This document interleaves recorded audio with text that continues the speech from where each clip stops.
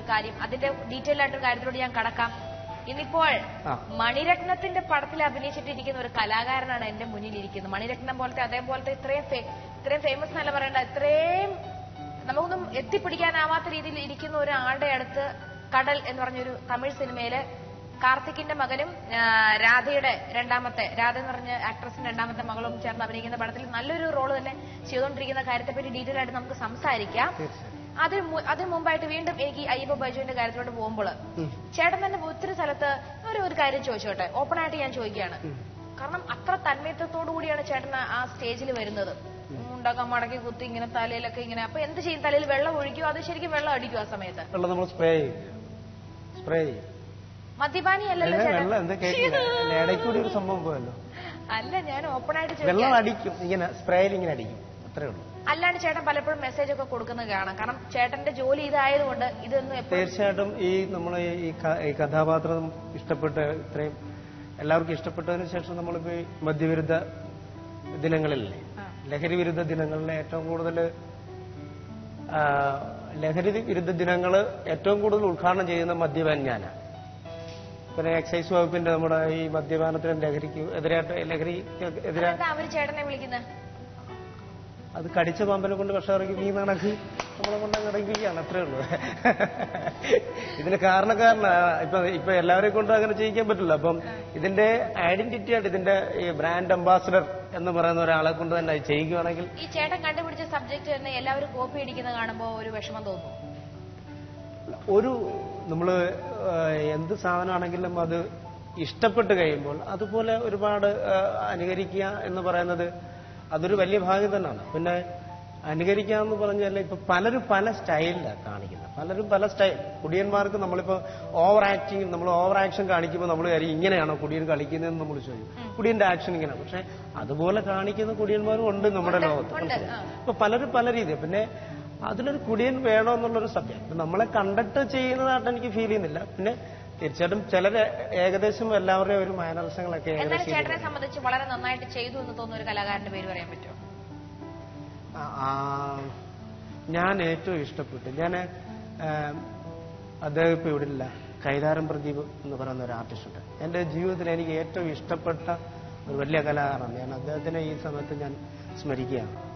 ഞാൻ ആർട്ടിസ്റ്റുകൾ നമ്മൾ കൂടെയുള്ളവരെ ആണെങ്കിൽ പോയി നമ്മൾ കണ്ടുപഠിക്കാറുണ്ടല്ലേ ചില കാര്യങ്ങൾ. അതിൽ ഞാൻ ഒരുപാട് റെസ്പെക്ട് ഉണ്ട്. കാരണം ചെയ്യുന്ന ഏത് കഥാപാത്രവും വളരെ സിമ്പിളായിട്ട്, ഇപ്പൊ ഒരു പള്ളിയിലച്ഛനാണെന്ന് പറഞ്ഞാൽ നല്ല വേഷപ്പകർച്ചയാണ്. ആ വേഷം ഇട്ടാലും അദ്ദേഹത്തിന് നല്ല രസമാണ്. ഒരു പള്ളിയിലച്ഛനായിട്ടാണെങ്കിലും ഒരു ശ്രേണതയുള്ള ഒരാളായിട്ടാണെങ്കിലും മറ്റുള്ളവർ ചെയ്യുന്നത് പോലെ ഈ ഓവർ ആക്ഷനില്ല പുള്ളി. പക്ഷെ പുള്ളി ഭയങ്കര ലൈഫായിട്ട് ചെയ്യും. ഒരു മദ്യപാനി ആണെങ്കിൽ പോലും ആ ആള് ചെയ്യുന്നത് വളരെ രസകരമായിട്ട്, അത്ര ലൈഫായിട്ടാണ്. അതായത് നമ്മൾ നമ്മൾ ലൈവ് ചെയ്യുമ്പോൾ ഇച്ചിരി ഓവർ ആക്ഷൻ വേണമെന്ന് പറയും. പക്ഷെ ഇദ്ദേഹം അങ്ങനെ ഓവർ ആക്ഷൻ ഒന്നും വളരെ സിമ്പിളായിട്ടാണ് ചെയ്യുന്നത്.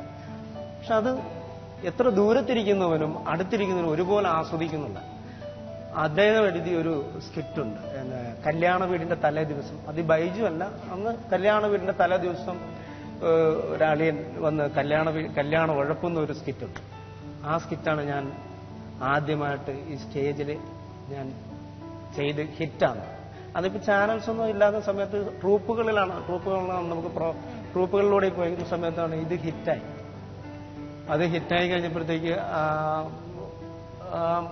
ആ ക്യാരക്ടർ അങ്ങനെയാണ് എനിക്ക് കുടിയൻ കളിക്കാം എന്നുള്ളൊരു ആ ക്യാരക്ടർ നന്നായിട്ട് ചെയ്യാൻ പറ്റും എന്നെനിക്ക് തോന്നിയത്. വളരെ നല്ലതായിട്ടുള്ളൊരു സ്കിറ്റാണ്.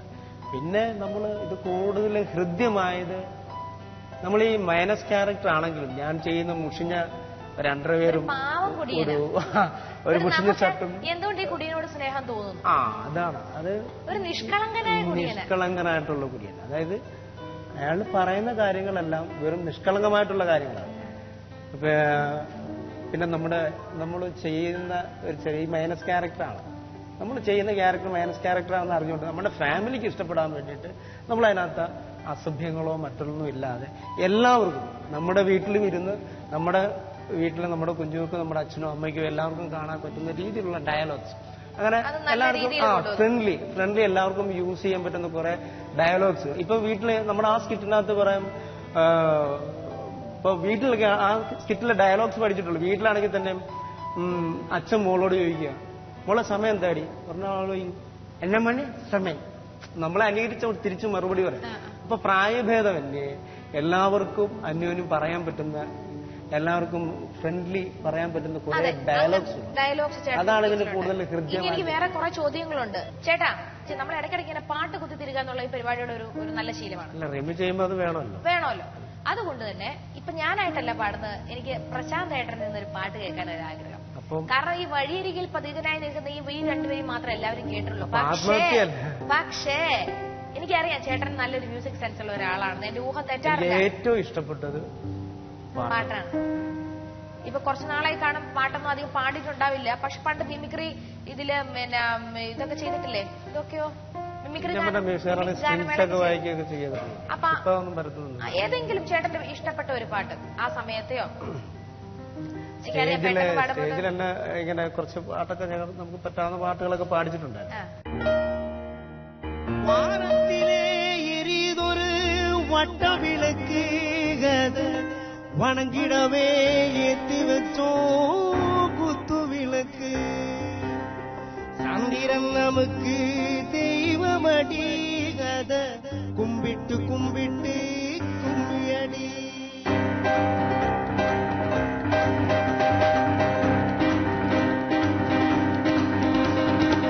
സുന്ദരിയേ സുന്ദരിയേ ചെന്തമിഴിൽ പെൺകൊടിയേ മഞ്ചൽ മണോ പൂജി വരോ മാകരിതൻ പൈകിളിയേ എമ്മാങ്ക് പാട്ടും കൊട്ടു തെരുക്കൂത്തു പാട്ടും കൊട്ടു ചെന്താങ്ക് തെരുക്കൂത്തു പാട്ടും കൊട്ടു എമ്മാങ്ക് തേനെ മുന്നിൽ വാ എമ്മാങ്ക് കോലവയിൽ വാ എമ്മാങ്ക് തേനെ മുന്നിൽ വാ എമ്മാങ്ക് കോലവയിൽ വാ. സുന്ദരിയേ സുന്ദരിയേ ചെന്താമിഴിൽ പെൺകൊടിയേ. സൂപ്പർ തെറ്റു വന്നിട്ടുണ്ട് ചേട്ടാ, സൂപ്പർ. ഇങ്ങോട്ട് നോക്ക, സൂപ്പർ.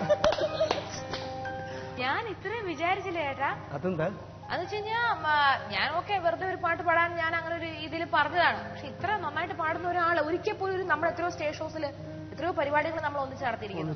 ഒരു പാട്ടായിട്ട് അവസരം തന്നിട്ട് വേണ്ടേ, മൊത്തം ഞാനത് പാടുകല്ലേ. അതെ, കയറിയ ഒരു മണിക്കൂർ കഴിഞ്ഞല്ലേ നമുക്ക് സ്കിറ്റ് കളിക്കാൻ പോലും പറ്റത്തില്ല. അപ്പൊ കാരണം പിന്നെ പോട്ടേടാ, ചേട്ടന് ഒത്തിരി സന്തോഷം തോന്നുന്ന 3-4 സിനിമയിൽ അഭിനയിച്ച കാര്യം പറഞ്ഞേ. ആലീസ് ഇൻ വണ്ടർലാൻഡ്, ഫ്രീഡം, പിന്നെ ഏതാ അടൂർ സാറിന്റെ പടത്തിൽ അഭിനയിച്ചു. അത് എക്സ്പീരിയൻസ് അല്ലേ. പിന്നെ ദൈവം നമുക്ക് അവരൊക്കെ നമ്മളെ ഒന്ന് വിളിച്ചില്ലേ, അതെന്റെ വലിയ ഭാഗ്യമായിട്ടാണ് നമ്മള്.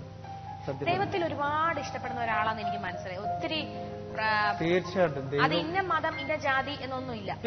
ചേട്ടനോട് സംസാരിച്ചപ്പോ പ്രത്യേകിച്ച് എന്നെ സംബന്ധിച്ച് എനിക്ക് എല്ലാം ദൈവം തന്നതാണ്. കാരണം സ്വന്തമായിട്ട് വളരാനുള്ള സാമർത്ഥ്യവും സാഹചര്യവും ഇല്ലാത്ത ഒരാളാണ് ഞാൻ. അപ്പൊ എനിക്ക് ഇത് ഇത്രത്തോളം ദൈവം തന്നു. ഇപ്പോ ഇവിടെ വന്ന് ഈ ഫ്ലോർ വരെ ഇരിക്കാൻ പറ്റിയ നിമിത്തം എനിക്ക് ദൈവം തന്നു. അപ്പൊ എപ്പോഴും ഞാൻ ദൈവത്തെ വിശ്വസിക്കുന്നുണ്ട്. എപ്പോഴും ഒരു കാര്യം ചെയ്യാം, എനിക്കും ചേട്ടനും ഒക്കെ ഇഷ്ടപ്പെടുന്ന ഈ ഗാനത്തെക്കാൾ ഇതിനപ്പുറം ഒരു ഭക്തിഗാനത്തില് ഇതിനപ്പുറം മനോഹരമായ വരികളുണ്ടോ എന്ന് പോലും പലപ്പോഴും എന്നെ ചിന്തിപ്പിച്ചു പോയേക്കുന്ന ഒരു ഗാനം. ഈ ഗാനം ചേട്ടനോട് ഇപ്പോൾ പാടാൻ പറയും. എനിക്ക് ഏറ്റവും ഇഷ്ടപ്പെട്ട ഗാനം, അതായത് ഏത് മതത്തിലുള്ള ആൾക്കാർക്കാണല്ലോ, ഏതൊരാൾക്കും ഇഷ്ടപ്പെടുന്ന അതിന്റെ ലിറിക്സ് അതുപോലെയാണ് ഏറ്റവും ഇഷ്ടപ്പെട്ടത്.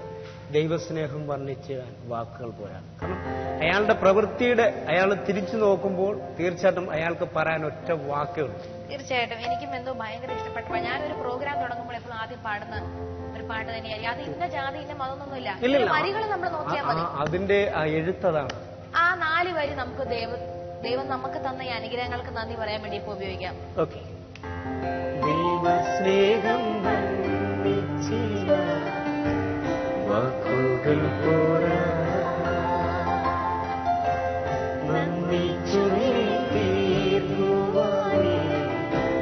ജീവിതം പോരാ,